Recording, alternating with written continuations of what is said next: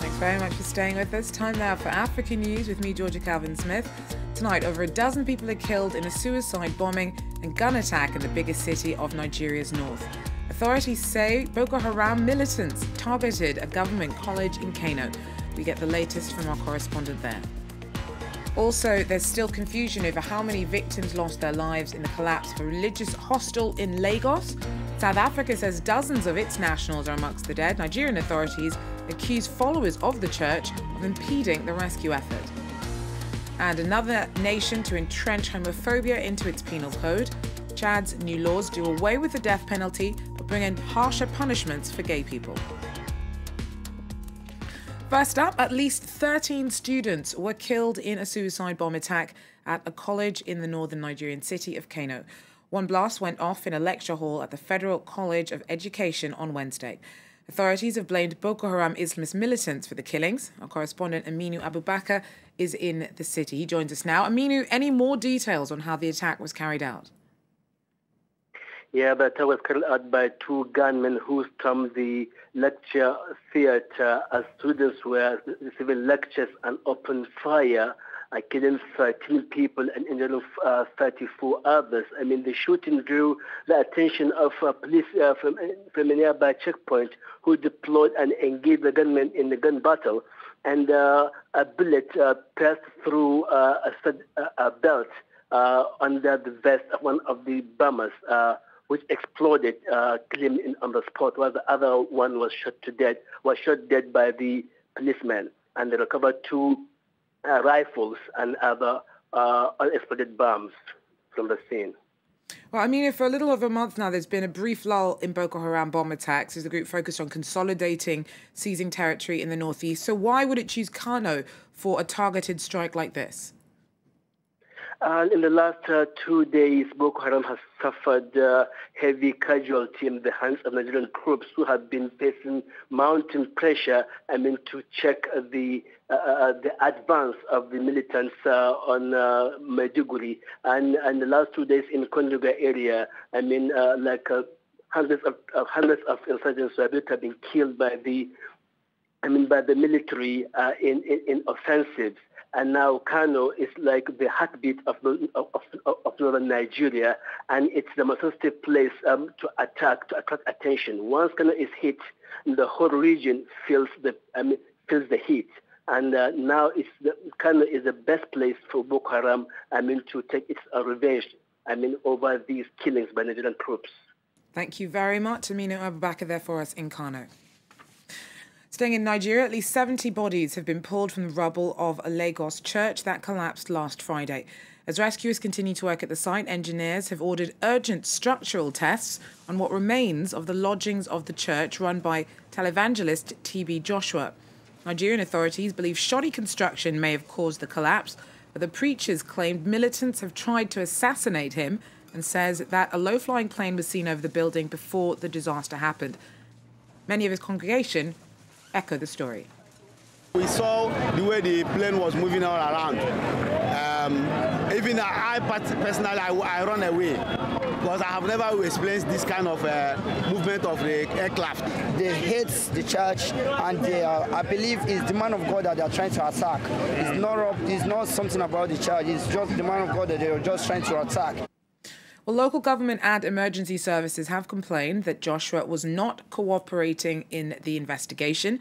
South Africa's claimed at least 67 of the dead as their own, although Nigerian authorities say it's still too early to know exact numbers or nationalities of the victims. Several South African tour groups are thought to have been at the church when it collapsed. Aisha Ishmael's in Cape Town for us. She tells us more about Pretoria's response. President Jacob Zuma has confirmed that at least 67 people have been killed and a number have been injured. And what is happening now is that the South African government has already tonight sent rescue and emergency teams to Lagos. The South African Consul General in Lagos has been working around the clock, visiting the scene, liaising with the leadership of the church and authorities to find out how they can help, and also to help the injured South Africans, and also to assist the families of those who have lost loved ones. But I must add that according to the South African Minister of International Relations, every month, about 300 South Africans travel to Lagos to attend TB Joshua's church. Now, this is because he claims to have healing powers.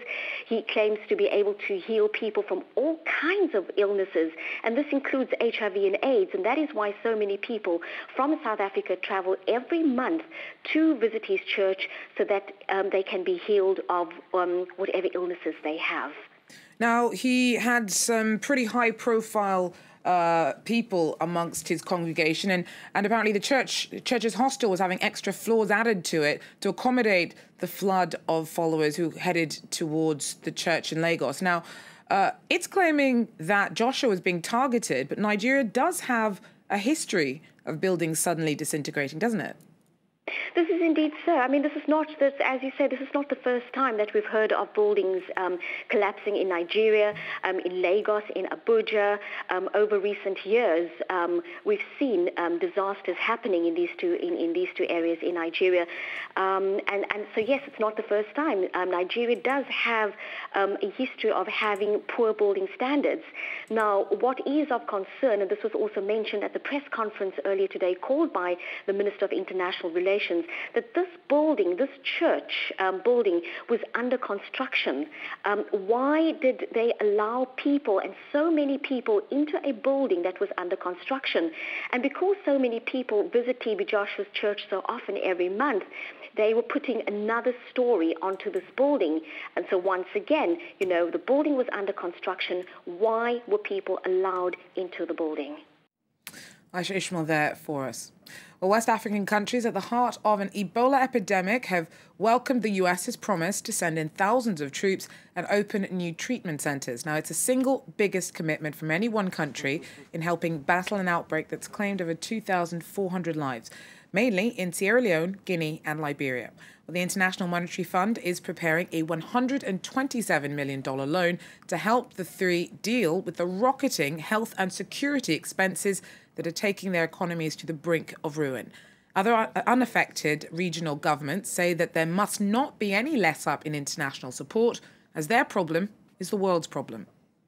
More resources have come in, but more resources are needed, because this is about making sure that the facilities, the people are available to treat those who have been affected, bring the disease under control. People will move out of their countries to get treatment elsewhere. It doesn't just put people in West Africa at risk, potentially puts many more countries at risk. It's not a West African problem, it's a global problem. As things stand, Ivory Coast's current leader looks set for an easy ride in next year's presidential election. This after one of his predecessors offered his endorsement. Former President Henri Konan Bédié on Wednesday said that he backed Alassane Ouattara for the 2015 polls. He now has the support of two of the country's three main political parties.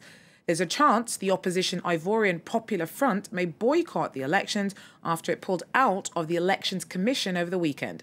It's headed by imprisoned former leader Laurent Gbagbo, whose refusal to accept electoral defeat in 2010 sparked a bloody post-electoral crisis.